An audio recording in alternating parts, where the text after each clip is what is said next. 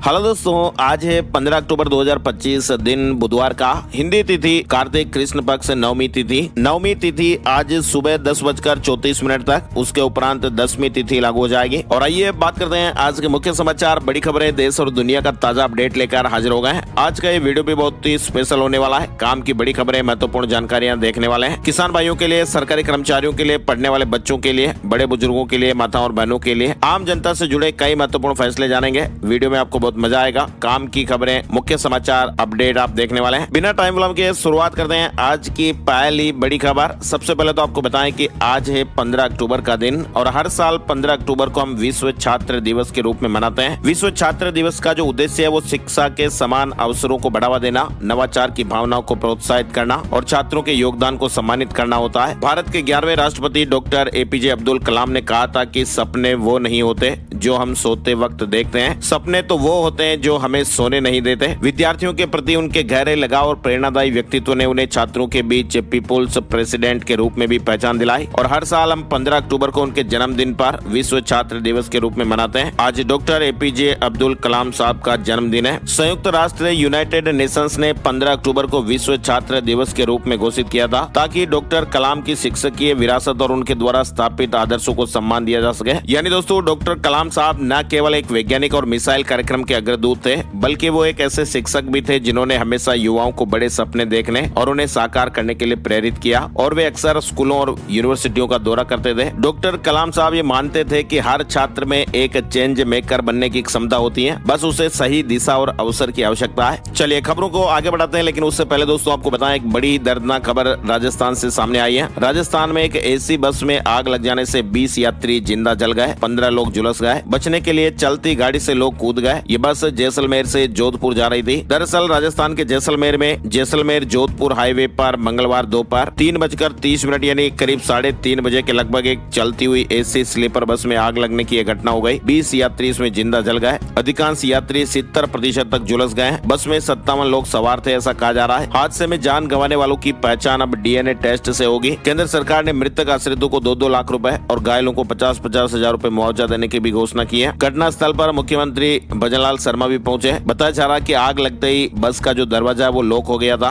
और ऐसे में लोगों को बाहर निकलने का मौका तक नहीं मिला। लोग कांच तोड़कर कूदे और जान बचा लेने की गुहार लगाते रहे। वैसे आपको बताएं दोस्तों, स्लीपर बस में आग का ये पहला मामला नहीं रहा। इससे पहले भी कई बड़े बड़े हादसे स्लीपर बसों में हो चुके हैं। और वैसे आपको बताएं, चीन ने तो 13 साल पहले ही स्लीपर बसों पर बैन लगा दिया था, लेकिन लगातार हादसों और बैन की मांग के बावजूद भी हमारे देश में तो स्लीपर बसें मौत बनकर देश की सड़कों पर लगातार दौड़ रही है। और स्लीपर बसों का जो जानलेवा बनने का कारण है वो इन बसों की बनावट और रेस्पॉन्स मैकेनिज्म। यानी दोस्तों, हादसा अगर हो जाता है तो इस बसों से निकलने का जो समय है वो बेहद कम मिलता है, निकलने का मौका बेहद ही कम होता है। समस्या गैलरी में स्पेस की कमी से भी होती है। स्लीपर बसों में आने जाने के लिए बेहद पतली गैलरी होती है, जहां एक वक्त में सिर्फ एक व्यक्ति भी ठीक तरह से नहीं चल सकता। तो ऐसे में अगर इस तरह के हादसे होते हैं तो कई लोगों का एक साथ निकलना नामुमकिन हो जाता है और इससे कैजुअलिटी बढ़ जाती है। वहीं ये भी अपडेट आ रहा है कि घायल की मां ने बताया कि 800 मीटर तक जलती हुई बस दौड़ती रही। जैसलमेर जोधपुर हाईवे पर मंगलवार को एसी स्लीपर बस में बड़ा हादसा हो गया। 57 यात्री सवार थे, 20 यात्रियों की जानें चली गई, 15 यात्री गंभीर घायल हुए हैं। इधर आप देखिए, डोनाल्ड ट्रंप ने कहा कि भारत और पाकिस्तान अब मिलजुल कर रहेंगे। अमेरिकी राष्ट्रपति डोनाल्ड ट्रंप ने सोमवार को कहा कि भारत और पाकिस्तान अब मिलजुल कर रहेंगे और इस दौरान उन्होंने पीछे मुड़कर पाकिस्तानी प्रधानमंत्री शहबाज शरीफ की तरफ देखते हुए पूछा, ऐसा है ना? इसके अलावा डोनाल्ड ट्रंप ने भारत को महान देश और पीएम मोदी का नाम लिए बिना उन्हें अच्छा दोस्त बताया। उन्होंने कहा कि भारत एक महान देश है, उसके शीर्ष पर मेरा बहुत अच्छा दोस्त है जिन्होंने शानदार काम किया है और मुझे लगता है कि भारत और पाकिस्तान अब अच्छे से साथ रहेंगे। इधर डोनाल्ड ट्रंप टाइम मैगजीन के कवर पर अपनी तस्वीर देखकर नाराज हो गए। उन्होंने कहा कि मेरे सिर के बाल गायब कर दिए, कुछ अजीब चीज रख दी। डोनाल्ड ट्रंप ने टाइम मैगजीन के कवर पर अपनी तस्वीर को लेकर नाराजगी जताई है। उन्होंने इसे अब तक की सबसे खराब तस्वीर करार दिया है। इधर आप देखिए, अमेरिकी पासपोर्ट पहली बार हेनली पासपोर्ट इंडेक्स की टॉप 10 लिस्ट से बाहर हो गया है। अब वो 12वें स्थान पर है। ये गिरावट वीजा नीतियों में बदलाव और डोनाल्ड ट्रंप की नीतियों के कारण हुई है। सिंगापुर पहले नंबर पर है, जबकि चीन की रैंकिंग में सुधार हुआ है। भारत इस लिस्ट में 85वें नंबर पर है, जिसके नागरिक 57 देशों में वीजा मुक्त यात्रा कर सकते हैं। साथ ही आप देखिए, पाकिस्तान के रक्षा मंत्री ख्वाजा आसिफ ने कहा कि इस्लामाबाद और काबुल के बीच रिश्ते निलंबित हैं। दरअसल ये बयान अफगानिस्तान में पाकिस्तानी एयर स्ट्राइक और उसके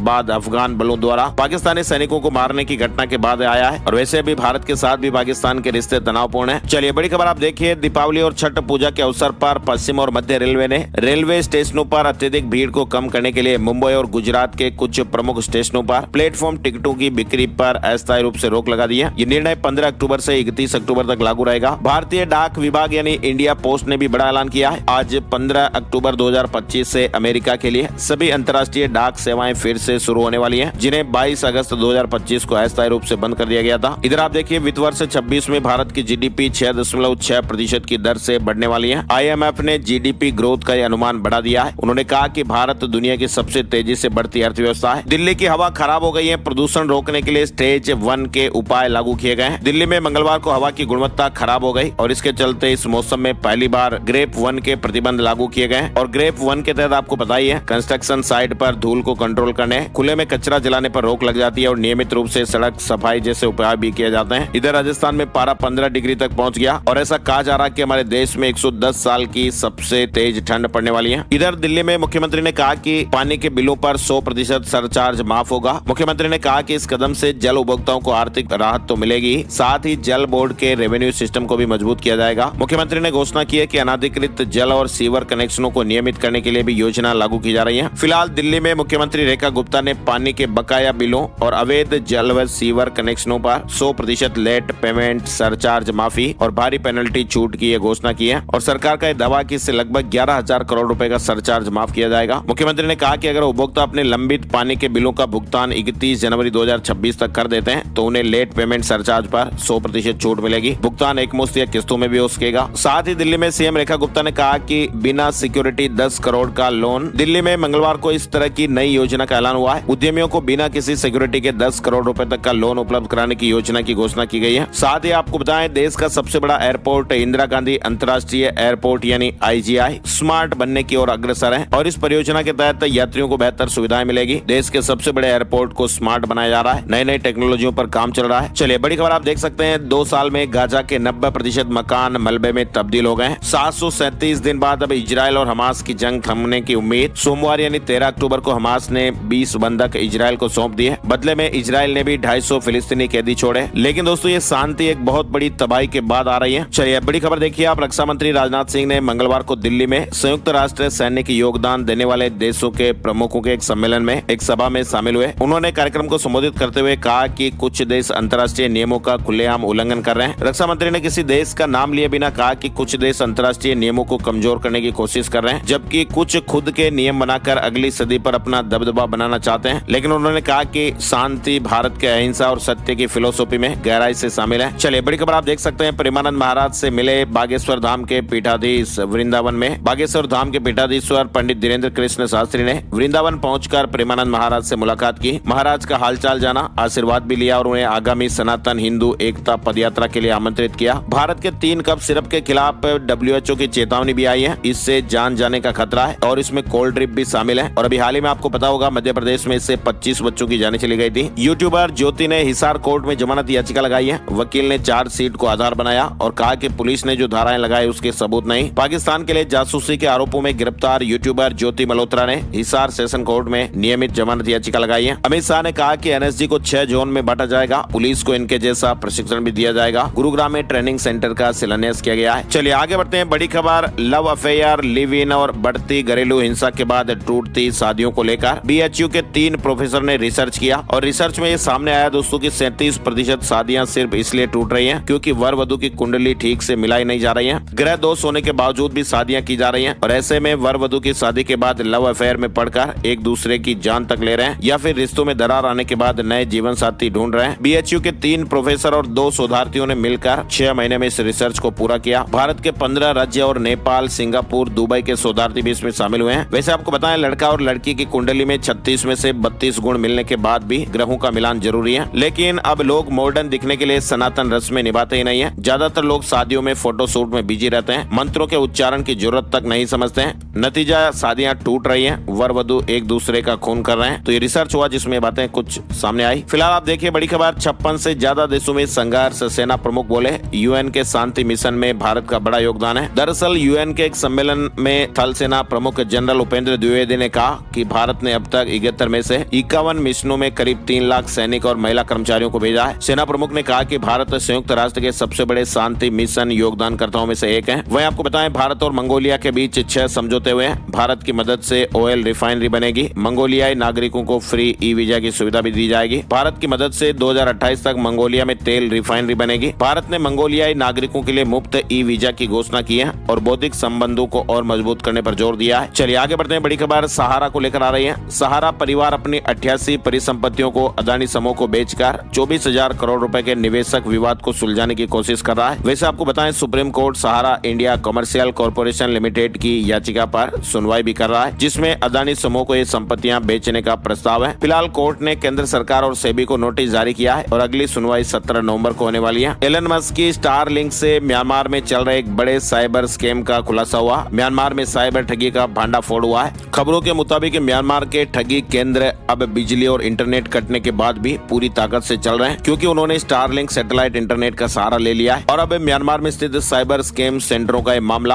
अंतर्राष्ट्रीय सुर्खियों में भी आ गया है और बड़ी हलचल मचा दी है। चलिए बड़ी खबर देखिए आप, चीन चौथा एयरक्राफ्ट कैरियर बना रहा है जो परमाणु ऊर्जा से चल सकता है। चलिए आगे बढ़ते हैं। बड़ी खबर, राष्ट्रपति डोनाल्ड ट्रंप की आपत्तियों के बावजूद भी गूगल ने भारत में बड़ा निवेश किया है। अल्फाबेट आंध्र प्रदेश में $1500 करोड़ का एआई डेटा हब बनाएगी जो विशाखापट्टनम में स्थापित होगा। गूगल ने इस परियोजना के लिए अदानी समूह और एयरटेल के साथ साझेदारी की है। इंस्टाग्राम पर नया फीचर आया है। बच्चों की सेफ्टी के लिए ऑन रहेगी खास सेटिंग, पेरेंट्स की इजाजत के बिना वो नहीं बदल पाएगी। वहीं वक्त संपत्तियों के रजिस्ट्रेशन की समय सीमा बढ़ाने की मांग हो रही है। 28 अक्टूबर को सुप्रीम कोर्ट सुनवाई करेगा। यूजीसी नेट परीक्षा को लेकर अपडेट आ गया है। यूजीसी नेट दिसंबर सत्र की परीक्षा 31 दिसंबर से 7 जनवरी तक जेआरएफ और असिस्टेंट प्रोफेसर की पात्रता के लिए आयोजित की जाएगी। और वैसे भी आप देखिए, अमेरिका और यूएई ने भी लोहा मान लिया है। भारत में बने 15,900 करोड़ रुपए के मोबाइल फोन विदेश में पहुंचे। सितंबर में 95% का बम्पर उछाल देखा गया। दरअसल दोस्तों, सितंबर में भारत का जो मोबाइल फोन निर्यात वो 95% बढ़कर $1.8 अरब हो गया है। साथ ही आप देखिए, सुप्रीम कोर्ट ने सरकारी भूमि पर अवैध कब्जों को नियमित करने वाले कानून को रद्द करने के उच्च न्यायालय के फैसले पर यथास्थिति बनाए रखने का आदेश दिया है। सुप्रीम कोर्ट ने यह बड़ा फैसला सुनाया। हिमाचल प्रदेश में सरकारी जमीन पर अवैध कब्जों का कानून को लेकर अपडेट है। क्रिप्टो करेंसी एक्सचेंज बाइबिट ने भारत में फिर से कामकाज शुरू कर दिया है। चलिए बड़ी खबर आप देखिए, किसान भाइयों के लिए खुशखबरी। भारत में धार्मिक और औषधीय महत्व रखने वाली तुलसी अब और अधिक प्रभावशाली रूप में सामने आई है। मंदसौर के कृषि वैज्ञानिकों ने अखिल भारतीय औषधि एवं सगंध परियोजना के तहत तुलसी की एक नई किस्म तैयार की है और इसका नाम है राज विजय बेसिल 16। ये किस्म तुलसी के ओसिमम बेसिलिकम वर्ग से विकसित की गई है और वैज्ञानिकों का यह दावा कि इससे 4 गुना ज्यादा औषधीय गुण और तेल की मात्रा अधिक मिलेगी और औषधीय उपयोग के लिहाज से बेहद खास होने वाली है। NIOS स्टडी सेंटरों के छात्रों के लिए शिक्षा निदेशालय का फैसला आया है। अब देनी पड़ेगी मिड टर्म और प्री बोर्ड परीक्षाएं। हिमाचल कैबिनेट मीटिंग से जुड़ी खबर, दिवाली के बाद 23 तारीख को होगी मंत्रिमंडल की बैठक। पंचायत चुनाव समेत कई मुद्दों पर मंथन होगा। दिल्ली हाईकोर्ट वकीलों पर सख्त, अदालत में पैसे के दौरान करना पड़ेगा ये काम। दरअसल दोस्तों, दिल्ली हाईकोर्ट ने वकीलों के लिए अदालत में गाउन पहनना अनिवार्य कर दिया है। रजिस्ट्रार जनरल अरुण भारद्वाज द्वारा जारी नोटिस के अनुसार ये नियम 27 अक्टूबर 2025 से लागू हो जाएगा। अदालत ने वकीलों के लिए ड्रेस कोड को लेकर सख्ती दिखाई है। वहीं सोनम वांगचुक अरेस्ट केस में सुप्रीम कोर्ट आज सुनवाई करेगा। पत्नी ने गिरफ्तारी के खिलाफ याचिका दायर की हुई है। 19 दिन से वो जोधपुर जेल में बंद है। वहीं भूकंप को लेकर भी बड़ी खबर आ रही है। उत्तराखंड में एक बार फिर धरती हिली। उत्तरकाशी जिले और हिमाचल प्रदेश सीमा पर मंगलवार शाम को भूकंप के झटके महसूस किए गए। जिले की यमुना घाटी में भी झटके महसूस हुए हैं। तीव्रता 3.6 मापी गई। पीएम मोदी ने गूगल एआई हब के लॉन्च पर खुशी जताई और कहा कि विकसित भारत के सपने को रफ्तार मिलेगी। पीएम मोदी ने विशाखापट्टनम आंध्र प्रदेश में गूगल के पहले एआई हब की शुरुआत पर भी प्रसन्नता व्यक्त की है। उन्होंने कहा कि ये निवेश टेक्नोलॉजी को लोकतांत्रिक बनाने में बड़ी भूमिका निभाएगा। इधर आप देखिए, भारत में पहली बार हाथियों की गिनती डीएनए तकनीक से की गई है, जिसमें देश में करीब 22,446 हाथी पाए गए। 2017 की तुलना में संख्या कम जरूर है, लेकिन नई वैज्ञानिक विधि को आधार मानते हुए इसे भविष्य की निगरानी का नया मानक माना गया है। और वैसे आपको बताइए दोस्तों, भारत में हाथियों की आबादी हमेशा से ही चर्चा में रही है और ऐसे में हाथियों की आबादी को लेकर एक जो नई रिपोर्ट सामने आई है उसमें बताया गया कि हमारे देश में अब करीब 22,446 हाथी हैं। चलिए बड़ी खबर आरबीआई से जुड़ी हुई आ रही है। भारतीय रिजर्व बैंक ने मुंबई में आयोजित ग्लोबल फिनटेक फेस्ट 2025 के दौरान ऑफलाइन ई रुपए को लॉन्च कर दिया है। और दोस्तों, इस डिजिटल रुपए की खास बात यह रहेगी कि इंटरनेट या मोबाइल नेटवर्क नहीं होने पर भी आप इसका भुगतान कर पाएंगे। आरबीआई का कहना है कि इस तरह की करेंसी को आप डिजिटल फॉर्मेट में बिल्कुल फिजिकल कैश की तरह इस्तेमाल कर सकते हैं। तो ये है दोस्तों डिजिटल रुपया को लेकर अपडेट। वहीं ब्रिटेन सरकार ने वीजा नियमों को कड़ा कर दिया है। विदेशी छात्रों और पेशेवरों के लिए नई शर्तें लागू की गई हैं। अब अंग्रेजी में बेहतर स्तर साबित करना पड़ेगा। वित्तीय योग्यताएं भी बढ़ाई गई हैं। पढ़ाई के बाद नौकरी खोजने का समय भी घटाया गया है। साथ ही आप देख सकते हैं सरकार ने 16वें वित्त आयोग का कार्यकाल 30 30 नवंबर तक बढ़ा दिया है। बीजेपी में शामिल हुई लोक गायिका मैथिली ठाकुर दरभंगा की अलीनगर सीट से चुनाव लड़ सकती हैं। पटना में दिलीप जायसवाल ने सदस्यता दिलाई। बिहार से अपडेट खबरों में आप देखिए, महागठबंधन में सीट बंटवारे से पहले आरजेडी को बड़ा झटका लगा है। 2 नेता जेडीयू में शामिल हो गए हैं। वहीं कांग्रेस सीईसी ने सीटों पर नाम फाइनल किए हैं। 11 सीटें अध्यक्ष पर छोड़ी। कांग्रेस की केंद्रीय चुनाव समिति ने भी अपनी बैठक में 50 सीटों पर उम्मीदवारों के नामों को अंतिम रूप दे दिया है। इधर बिहार चुनाव में जदयू ने चिराग पासवान की लोजपा आर को आवंटित सीटों गायघाट, राजगीर, सोनबरसा पर अपने उम्मीदवार उतारकर सियासी भूचाल खड़ा कर दिया है और ऐसे में सीट शेयरिंग पर एक बार फिर विवाद गहरा गया है। बिहार में आप देखिए, नीतीश कुमार के घर के सामने धरने पर बैठे जेडीयू विधायक गोपाल मंडन, उन्होंने कहा कि टिकट लेकर ही जाऊंगा। बिहार विधानसभा चुनाव में सीटों के बंटवारा और टिकट मिलने का घमासान हर ओर दिखाई दे रहा है। इधर आप देखिए, बिहार में बसपा ने पहली लिस्ट जारी कर दी है। 40 उम्मीदवारों को सिंबल बांटे गए। बिहार चुनाव में आप देखिए, बीजेपी की 71 उम्मीदवारों की लिस्ट जारी हो गई है। विधानसभा अध्यक्ष समेत 10 विधायकों के टिकट काटे गए। 46 रिपीट हुए। दोनों डिप्टी सीएम समेत 13 मंत्री चुनाव लड़ेंगे। बिहार चुनाव के लिए बीजेपी ने मंगलवार को 71 उम्मीदवारों की पहली लिस्ट जारी की। डिप्टी सीएम सम्राट चौधरी को तारापुर से और विजय सिन्हा को लखीसराय से टिकट दिया गया है। विधानसभा अध्यक्ष नंद किशोर यादव का टिकट काटा गया है। उनकी जगह पर बीजेपी नेता और हाईकोर्ट के वकील रत्नेश कुशवाहा को उतारा है। वहीं कुम्हरार से 5 बार के विधायक अरुण कुमार सिन्हा का भी टिकट कट गया है। इनकी जगह संजय गुप्ता को मौका मिला है। संजय पार्टी में प्रदेश महामंत्री भी रह चुके हैं। लिस्ट में 13 मंत्रियों और 9 महिलाओं के भी नाम है। 71 सीटों पर पार्टी के 56 विधायक थे और इनमें से 46 को रिपीट किया गया है। 10 के टिकट काटे गए और वैसे आपको बताएं, इस बार बीजेपी 101 सीटों पर चुनाव लड़ रही है और 71 के नाम सामने आ गए हैं। बिहार में 6 और 11 नवंबर को वोटिंग होगी। रिजल्ट 14 नवंबर को आएंगे। इधर आप देखिए, एचएम ने भी 6 कैंडिडेट्स की लिस्ट जारी कर दी है। जीतन राम मांझी की पार्टी हमने मंगलवार को अपने कैंडिडेट की लिस्ट जारी की। झारखंड से एक बड़ी दर्दनाक खबर सामने आ रही है। हजारीबाग में बीमा की राशि के लिए पत्नी की जान ले ली गई। आरोपी पति ने हादसा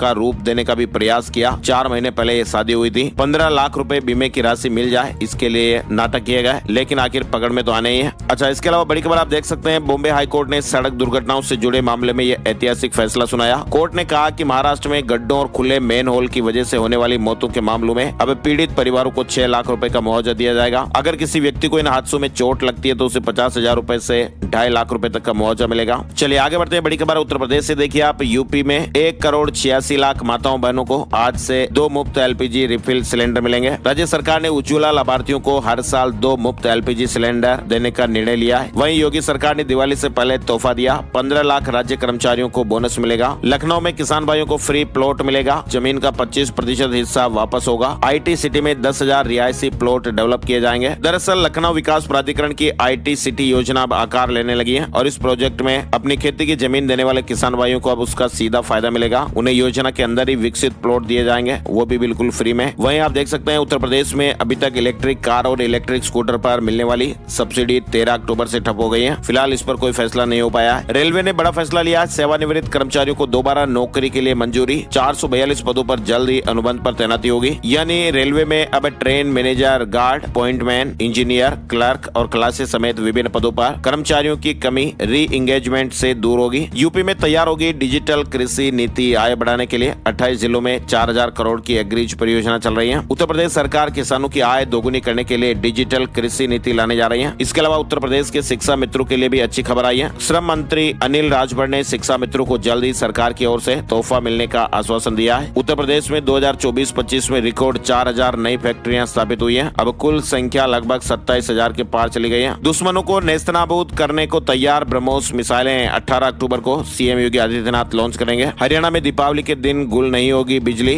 अनिल विज ने बड़ा ऐलान किया है। अधिकारियों को भी निर्देश दिए गए हैं। साथ ही आप देखिए, पंजाब सरकार ने रोशन पंजाब योजना के तहत राज्य को बिजली कटौती से मुक्त करने का लक्ष्य रखा है और इसके लिए 5,000 करोड़ रुपए का निवेश किया गया। हरियाणा के कार्यकारी डीजीपी बने ओपी सिंह खट्टर के सलाहकार रहे। हरियाणा में आखिर 8 दिन के गतिरोध के बाद डीजीपी पद से शत्रुजीत कपूर की छुट्टी हो गई है और उनकी जगह ओपी सिंह को कार्यकारी डीजीपी बनाया गया है। साथ ही आप देखिए, सोनीपत में बीपीएल परिवारों के सरसों के तेल के नए रेट 1 लीटर 30 और 2 लीटर 100 रुपए में मिलेगा। हरियाणा आईपीएस मामले में चंडीगढ़ कोर्ट का पत्नी को नोटिस। पोस्टमार्टम होने तक सरकार परिवार से बात नहीं करेगी। राहुल गांधी ने कहा कि सरकार तमाशा बंद करे। वहीं मंगलवार शाम को मुख्यमंत्री नायब सैनी ने चंडीगढ़ में सीएम आवास पर विधायकों और मंत्रियों से मीटिंग की है। चलिए आगे बढ़ते हैं। बड़ी खबर यूपीएससी से जुड़ी हुई। सुप्रीम कोर्ट ने परीक्षा के बाद अस्थायी उत्तर कुंजी प्रकाशित करने का निर्णय लेने पर यूपीएससी के फैसले की सराहना की है। सुप्रीम कोर्ट ने इसे सकारात्मक कदम बताया और उम्मीदवार उम्मीदवारों को उच्च न्यायालय में राहत लेने का विकल्प खुला रखा है। आरपीएफ भर्ती से जुड़ी खबर भी आ रही है। रेलवे आरपीएफ परीक्षा की जिम्मेदारी अब एसएससी को मिलेगी। हर साल नया बैच भर्ती होगा। वहीं बड़ी खबर आ रही है, जल शक्ति मंत्रालय ने मंगलवार को एक नई इंटर्नशिप प्रोग्राम की घोषणा की और इस कार्यक्रम के तहत चुने हुए उम्मीदवारों को मंत्रालय के मीडिया और सोशल मीडिया कामों से जुड़ने का मौका मिलेगा। इंटर्न्स को हर महीने 15,000 रूपए मानदेय भी दिया जाएगा। साथ ही आपको बताएं, महाराष्ट्र बोर्ड ने 2026 की कक्षा 10वीं और 12वीं की बोर्ड परीक्षाओं का संभावित कार्यक्रम जारी कर दिया है। उत्तराखंड से बड़ी खबर, सीएम के निर्देश पर मकानों में नंबर प्लेट लगाने का डीपीआरओ को आदेश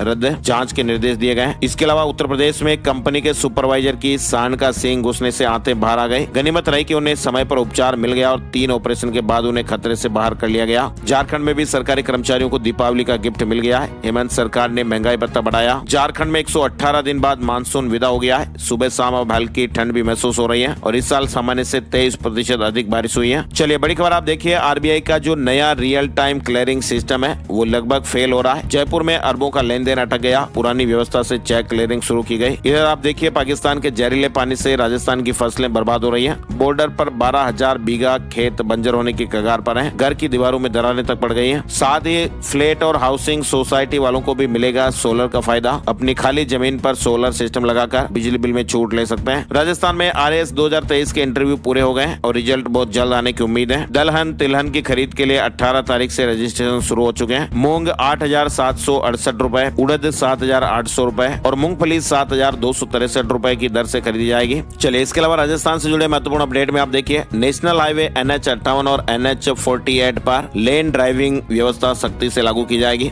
नियम तोड़ने पर जुर्माना लगेगा। साथ ही राजस्थान के जयपुर से खबर है, मरीजों में प्रोस्टेट बढ़ने के इलाज के लिए रिज्यूम वाटर वेपर थेरेपी। मंगलवार को SMS हॉस्पिटल में 2 मरीजों की सर्जरी की गई। यानी दोस्तों, इस प्रोसीजर के बाद मरीज को न तो मैनुअल सर्जरी की जरूरत पड़ती है और नए हॉस्पिटल में एडमिट होना पड़ता है। डे केयर में ही मरीज का इलाज किया जाता है। मरीज करीब 1.5 सप्ताह में सही हो जाता है। वहीं आप देखिए, अजमेर में 2,175 किलो मिल्क कैक मावे नाले में फांके गए। अहमदाबाद से बस में आया था। वहीं राजस्थान में 3 लाख लाभार्थियों की सामाजिक सुरक्षा पेंशन बंद नहीं होगी। मंत्री जी ने कहा कि सरकार किसी की पेंशन बंद नहीं कर रही है, ज्यादा आय वाले से छोड़े। साथ ही मध्य प्रदेश से बड़ी खबर देखिए, 4.5 लाख पेंशनर्स को 53% से बढ़ाकर 55% महंगाई भत्ता मिलेगा। सोयाबीन के लिए भावांतर को मंजूरी दे दी गई है। हालांकि 8 महीने की एरियर राशि को लेकर फिलहाल सरकार ने कुछ स्पष्ट नहीं किया है। मध्य प्रदेश से भी मानसून विदा हो गया, लेकिन कुछ इलाकों में फिलहाल बारिश होती रहेगी। मध्य प्रदेश से एक और बड़ी खबर आ रही है, ग्वालियर हाईकोर्ट ने पंजाब एंड सिंध बैंक के एक पूर्व कर्मचारी के पुत्र को अनुकंपा नियुक्ति देने से इंकार करने गए बैंक के फैसले को सही ठहराया है। कोर्ट ने अपने फैसले में कहा कि मृतक कर्मचारी के परिवार को सेवानिवृत्ति लाभ और पेंशन मिली है, इसलिए परिवार आर्थिक संकट में नहीं है। दीपावली से पहले फ्लाइट और बसों में भी सफर महंगा हो गया है। वहीं देखिए, अब हाईकोर्ट ने कहा कि युवती खुद लड़के के घर गई, बार बार संबंध बनाए, कहा कि ये रेप नहीं प्रेम संबंध था। CF जवान की 10 साल की सजा रद्द हो गई है। छत्तीसगढ़ से जुड़ी खबर है। इधर उत्तर प्रदेश के कानपुर के एक बहुचर्चित पत्रकार ब्रिजेश गुप्ता नृशंस हत्याकांड में 16 साल बाद अदालत ने फैसला सुनाया है। ADJ 19 की अदालत ने न्यूज एंकर कनिका ग्रोवर, उसके 2 भाइयों समेत 4 आरोपियों को आजीवन कारावास की सजा सुनाई है। दीपावली पर पटाखा दुकानों की लॉटरी तारीख बदल गई। आगरा में 16 अक्टूबर को लॉटरी प्रक्रिया होगी। ग्रेटर आगरा में डेवलप होगी 10 टाउनशिप। ADA बोर्ड बैठक में लेआउट प्लान पास हुआ है। 4,353 रेजिडेंशियल प्लॉट मिलेंगे। टाटा मोटर्स ने लॉन्च की नई LPO 1822 बस चेचिस। आराम और परफॉर्मेंस का बेहतरीन कॉम्बिनेशन देखने को मिलेगा। सोने चांदी के भाव आपको बताते हैं। सोने और चांदी की कीमतें एक बार फिर से ऑल टाइम हाई पर पहुंची। 10 ग्राम 24 कैरेट सोने के दाम 1997 रूपए बढ़कर 1,26,152 रूपए पर हो गए। चांदी की कीमतें 2,775 रूपए बढ़कर 1,78,100 रूपए प्रति किलो के